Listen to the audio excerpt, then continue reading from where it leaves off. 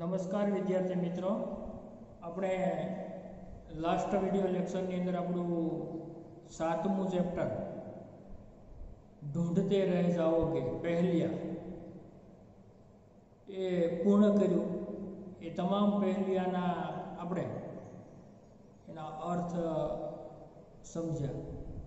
હવે આજના વિડિયો લેક્ચરની અંદર આપણું જે એ 7મું ચેપ્ટર છે એની અંદર આપવામાં આવેલું જે અભ્યાસ છે એ અભ્યાસની અંદર કેટલાક પ્રશ્નો આપણને આપવામાં આવ્યા છે તેના વિશે આજે આપણે શીખીએ છીએ। તો વિદ્યાર્થી મિત્રો, તમને ખ્યાલ છે કે આપણે જે આ ચેપ્ટર ભણ્યા એ પહેલિયા એટલે કે ઉખાણા હતા।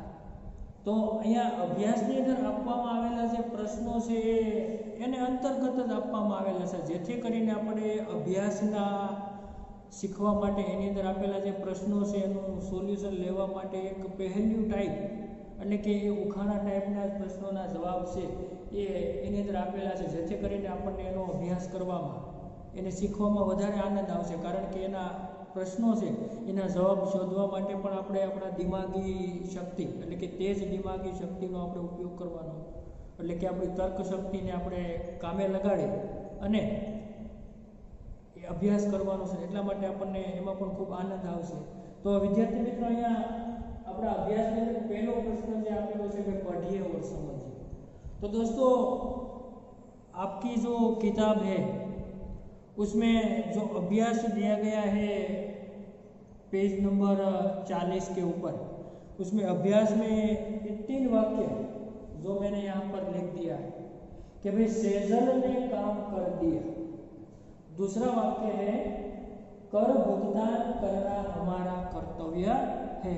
और तीसरा वाक्य है विजय ने कर जोड़कर माफी मांगी।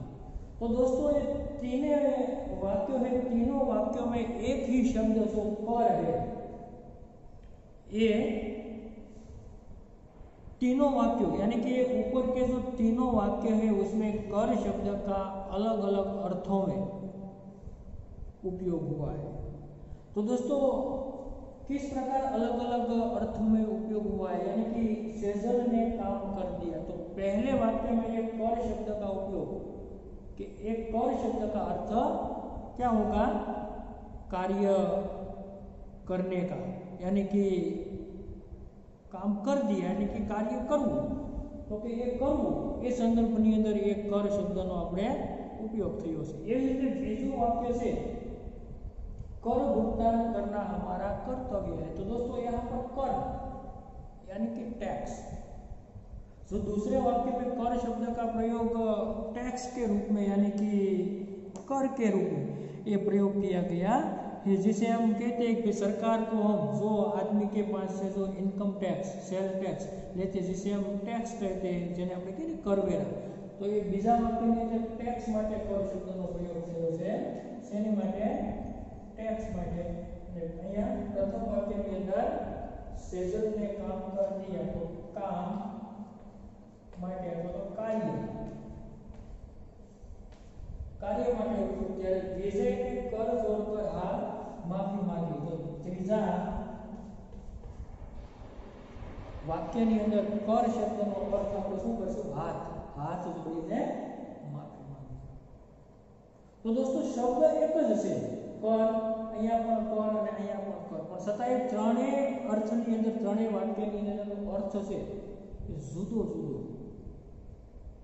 એ થાય છે।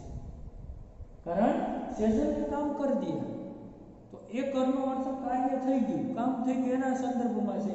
જ્યારે कर ભુગતાન કરનાર એટલે કે ટેક્સ ભરવો એ આપણું કર્તવ્ય છે, ફરજ છે। તો એ कर શબ્દનો પ્રયોગ ટેક્સ માટે अथवा तो सरकारी जो सेल टैक्स इनकम टैक्स उसके बारे में शब्द का प्रयोग हुआ है। और तीसरे वाक्य में विजय ने कर जोड़कर माफी मांगी, कि विजये પોતાના હાથ જોડીને માફી માંગી। તો એક कर શબ્દનો પ્રયોગ છે હાથ માટે। તો એ ભાષાની અંદર કેટલાક શબ્દો એવા હોય છે મિત્રો કે જેના એક શબ્દના અર્થ જુદા જુદા સ્વરૂપની અંદર જ્યારે વાક્યની રચના થાય ત્યારે એનો અર્થ છે એ પણ જુદો થતો હોય છે. એવી જ રીતે આપણને અહીંયા पाठ्यपुस्तकों उपरयुक्त वाक्यों में कर शब्दों के भिन्न भिन्न प्रयोग हुए हैं, उसी प्रकार निम्नलिखित शब्दों के अलग अलग वाक्य बनावे. એવી જ રીતે મિત્રો તમને અહીંયા કેટલાક શબ્દો આપેલા છે ભાઈ બસ, સોના, આમ, ઉત્તર और પૂરી. તો આ શબ્દોના આધારે આપણે પણ એના આધારે આપણે અલગ અલગ વાક્યો બનાવવા. ધારો કે અહીંયા પહેલું વાક્ય છે પ્રશ્ન નંબર 2 ની અંદર કે જે પહેલો શબ્દ છે બસ. तो मित्रों अहीं कोई शब्द आधारे जेम जुदा जुदा वाक्य बन्या छे एम आपणे अहीं बस शब्द छे एना आधारे अलग वाक्य बनावी. तो भाई पहलू वाक्य बनावे लोग बस में,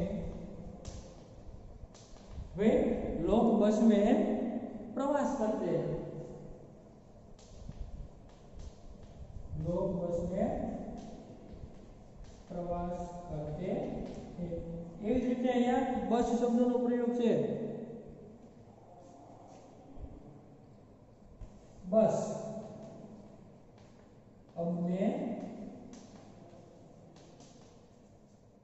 कुछ नहीं लूंगा. अब मैं कुछ नहीं लूंगा. तो दोस्तों आ रीते कि भाई अब बस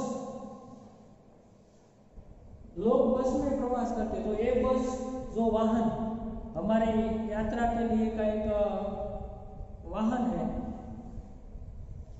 और यानी कि ट्रैवलर्स है, और यहाँ पर बस यानी कि कार्य पूरा करने का जो भाव यानी कि एक संतोष का भाव जो बस शब्द में प्रयुक्त किया गया. तो इसी प्रकार शब्द बस एक से पण बने वाक्यनी अंदर जेम आपणे आ वाक्यो જોઈએ એના આધારેના અર્થ છે જુદા જુદા થાય છે. ત્યાર પછી બીજો શબ્દ સોના શબ્દ છે એના પણ આપણે બે વાક્ય લખીએ. पहरेदार के लिए सोना मना. એટલે કે पहरेदार માટે सोना એટલે કે पहरेदार के लिए सोना मना है. और आजकल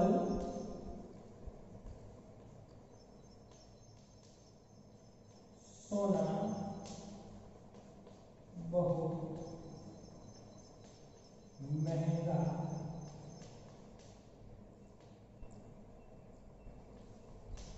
हो गया. आजकल सोना बहुत महंगा हो गया. यानी कि ये सोना पहला वाक्य में अंदर सोना शब्द नो अर्थ आराम माटे. सोना मना એટલે કે આરામ કરો. જ્યારે બીજામાં સોના એક કિંમતી ધાતુ ઘરેણા માટે, આભૂષણ માટે એ શબ્દનો પ્રયોગ થયેલો છે. એવી રીતે ત્રીજું વાક્ય આપણે અહીંયા જોઈએ તો ત્રીજો શબ્દ આપણને આપવામાં આવ્યો છે આમ. તો આમ પહેલું વાક્ય આમ बहुत मीठा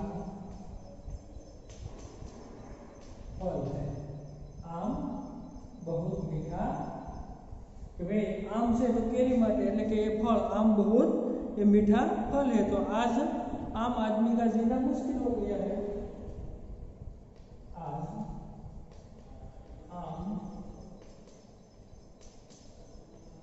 आदमी का जीना मुश्किल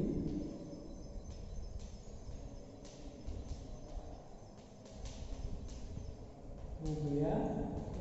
અહીંયા પણ મિત્રો જો તો કે ભાઈ આમ बहुत मीठा फल है એટલે કે આમનું જે ફળ છે કેરી એટલે કે મેંગો बहुत मीठा फल है. और यहाँ पर आजकल आम आदमी आम એટલે સામાન્ય એટલે કે આજકાલ સામાન્ય માણસનું જીવન છે એ મુશ્કેલ છે.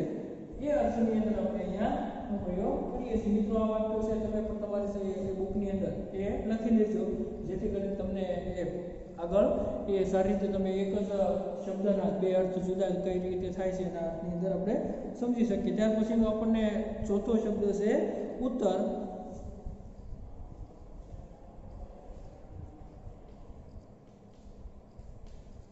पहलू वाक्य वह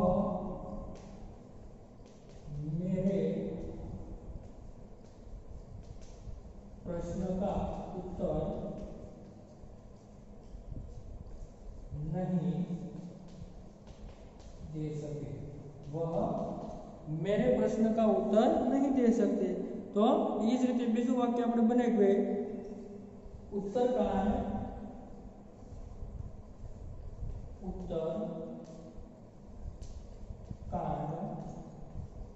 रामायण का 7वां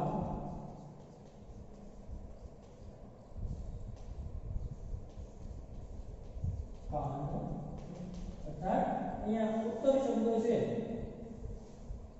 બે વાક્યની અંદર આપણને જુદો જુદો અર્થ છે એ અનુભવાય છે કે વહ મેરે પ્રશ્ન કા ઉત્તર એટલે કે એ મારા પ્રશ્નનો ઉત્તર એટલે કે જવાબ ન આપી શક્યો પણ અહીંયા રામાયણનો એક ભાગ કે ભાઈ उत्तरकांड रामायण का 7वां कांड એટલે કે રામાયણનો એક ભાગ उत्तरकांड તરીકે ઓળખાય છે એના માટે ઉત્તર શબ્દનો પ્રયોગ થયેલો છે અને છેલ્લું વાક્ય પૂરી।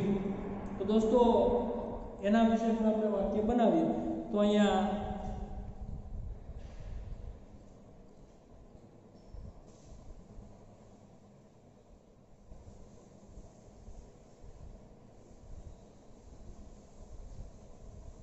प्रश्न नंबर ये 5 છે જેની અંદર પૂરી શબ્દ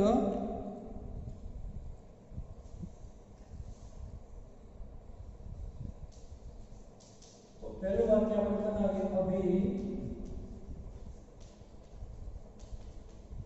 मेरी बात पूरी नहीं हुई। अभी मेरी बात पूरी नहीं हुई है।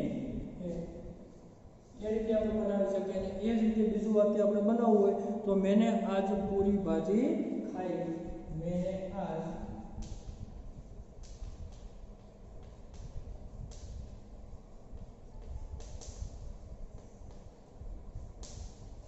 मैंने आज पूरी भाजी खाई है। અહીંયા પૂરી વાત પૂરી કરવા માટે અભી मेरी बात पूरी એટલે કે સંપૂર્ણ એ ફાઇનલ માટે પૂરી શબ્દ છે। અહીંયા પૂરી એક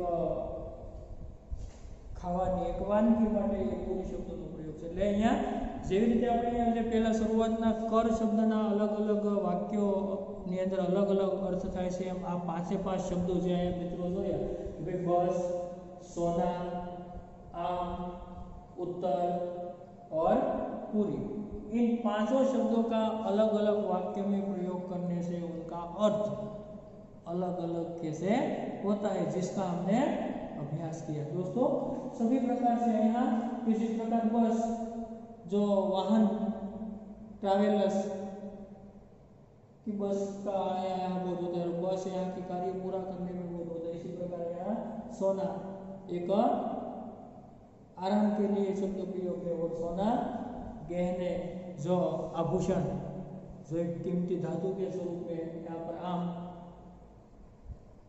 मैंगो यानी कि केले के लिए और आम सामान्य के लिए उत्तर जवाब के लिए और उत्तर एक रामायण का एक भाग और पूरा कार्य करने के लिए फाइनल पूरा है तो पूर्ण के लिए और दूसरा पूरी एक वानगी के लिए इस प्रकार का शब्द का बोध होता है। तो आ रीते मित्रों आ प्रकारना शब्दों से આપણે લખી શકીએ। હવે અભ્યાસની અંદર આપણો પ્રશ્ન નંબર આપણે ત્રીજો કે જેમાં આપણને એવું કીધું चित्र और शब्द की मदद से पहले पूर्ण कीजिए। प्रश्न नंबर 3 चित्र और सूचना આપેલી મિત્રો शब्द की मदद से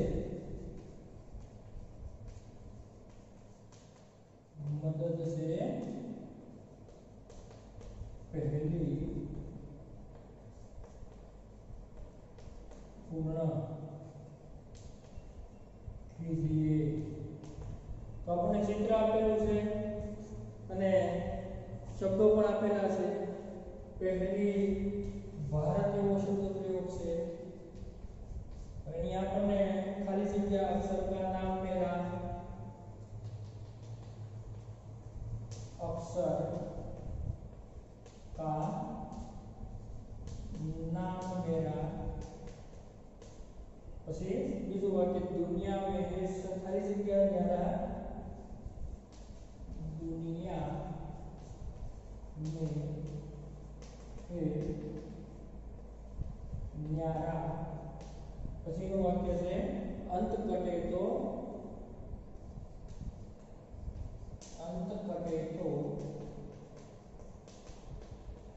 खाली जगह हो जाओ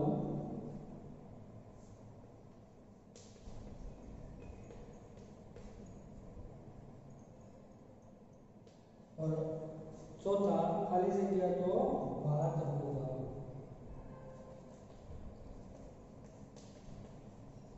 भात हो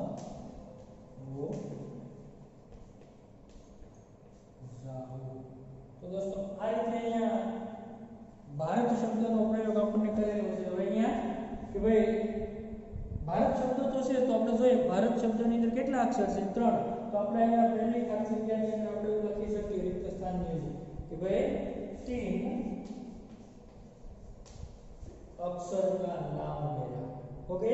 फिर दुनिया में ए खाली जगह सबसे એટલે दुनिया में सबसे એટલે બધા છે दुनिया में सबसे न्यारा अंत कटे तो दोस्तों અહીંયા अंत એટલે કે છેલ્લો શબ્દ આપણે બાદ કરી દઈએ તો શું કહેવાય बाहर हो जाओ अंत कटे तो बाहर हो जाओ और खाली जगह तो बाहर हो जाओ यानी कि खाली जगह कटे तो दोस्तों यहाँ पर जो हम लगते हैं कि मध्य कटे तो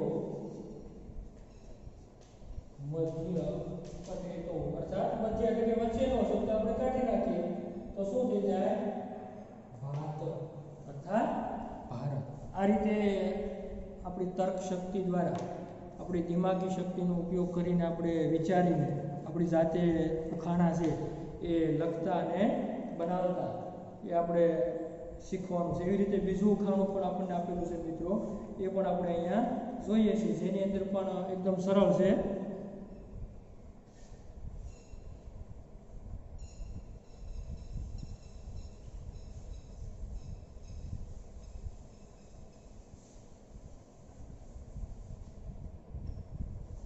એમાં પણ જો એ શું છે सूरज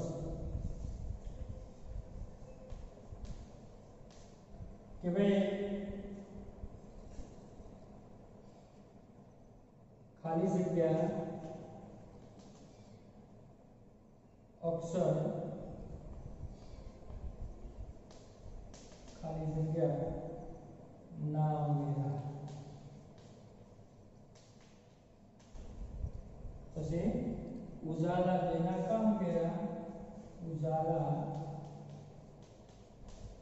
देना काम उजाला देना काम मेरा और पहला कटे तो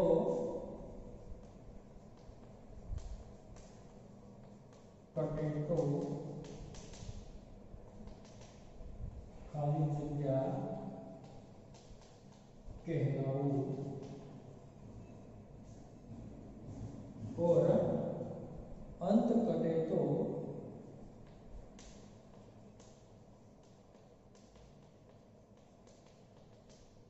खाली जगह बन जाओ। आ रीते विद्यार्थी मित्रों जोईए कि भाई सूरज કેટલા અક્ષરનું નામ છે તો આપણે કહીશું 3 अक्षर का 3 अक्षर का नाम मेरा उजाला देना काम मेरा पहला कटे तो यहाँ पहला क्या है सु तो क्या कहलाओ पहला कटे तो रज कहलाओ और अंत कटे तो अंत में क्या है ज तो क्या कहलाओ अंत कटे तो सूर बन जाओ।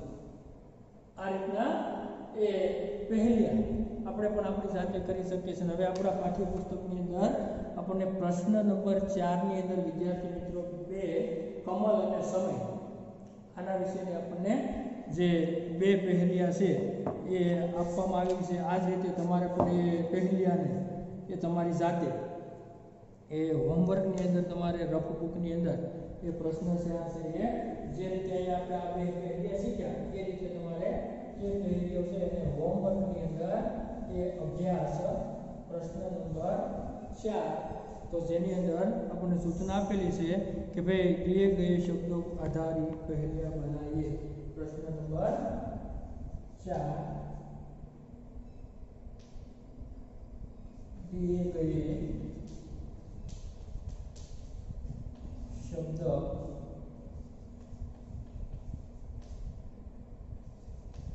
के आधार पर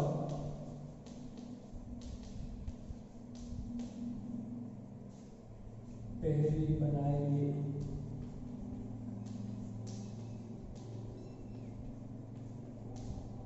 पहला शब्द क्यों है कमल,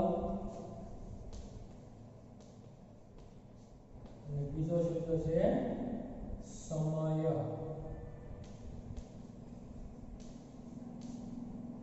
अर्थात प्रश्न नंबर 4 ने આપણે હોમવર્કની અંદર એ જાતે એ શીખવાનું છે. હોમવર્કની અંદર લખવું. આ બે પહેલીઓ કે જેવી રીતે આપણને સમય અને કમલ જેમ આપણે સુરત અને ભારત વિશે પહેલિયા બનાવતા શીખી ગયા એમ આને પણ આ રીતે આપણે બનાવી શકીએ. ભાઈ જો તમને હિન્ટ આપી દઉં તો ખાસ કરીને તમારે પ્રયાસ કરવાનો છે કે ભાઈ કમલ છે તો આપણે એવું કહી શકીએ 3 અક્ષર का मेरा नाम और जल में खिलना मेरा काम, मध्य कटे तो कल कहलाऊं. कारण के कमल नो वचनो शब्द म काढीए तो શું કહેવાય कल कहलाऊं और अंत कटे तो कम हो जाए એટલે કે છેલ્લો અક્ષર લ કમાય તો જો શું થઈ જાય એ કમ બની જાય. એ રીતે અહીંયા સમયની અંદર પણ આ પ્રકારે આપણે એ પહેલિયા છે એ બનાવી શકીએ. તો મિત્રો હોમવર્કની અંદર અભ્યાસનો પ્રશ્ન નંબર 4 કમલ અને સમય આ બે શબ્દોને આધારે તમારે જાતે રફ બુકની અંદર એ પહેલિયા બનાવતા શીખવાનું છે મિત્રો. અર્થાત તમારે પ્રયાસ કરવાનો છે. જો આ બંને પહેલીઓને ધ્યાનમાં રાખીને તમે પ્રયાસ કરશો તો તમે જાતે એ બંને પહેલીઓ છે સરળતાથી બનાવી શકશો. બરાબર વિદ્યાર્થી મિત્રો? તો અહીંયા આપણું અભ્યાસ જે છે એની અંદર પ્રશ્ન 5 માં આપેલો કે આપ માનતે હે કે કોણ ચુગલખોરી કરતા હે કેસે કે તમે માનો છો તમારો પોતાનો મત છે તમારો પોતાનો વિચાર છે ફોન છે એ ચુગલખોરી કરે છે. હે આની વાત અહીંયા અને આની વાત ત્યાં આપણે શીખ્યા ને કે ભાઈ ફોન એ કરે છે શું કહે છે કે છે ચુગલખોરી કરતા. તો કઈ રીતે? તો તમારા પોતાના મૌલિક વિચારો છે એની અંદર તમારે રજૂ કરવાના છે. પરંતુ હોમવર્કની અંદર અહીંયા અભ્યાસનો ચોથો પ્રશ્ન કમલ અને સમયના આધારે આપણે જે બે પહેલી બનાવી એના આધારે તમારે એ સ્વપ્રયત્ને જાતે લખીને શીખવાનો પ્રયાસ કરવાનો છે.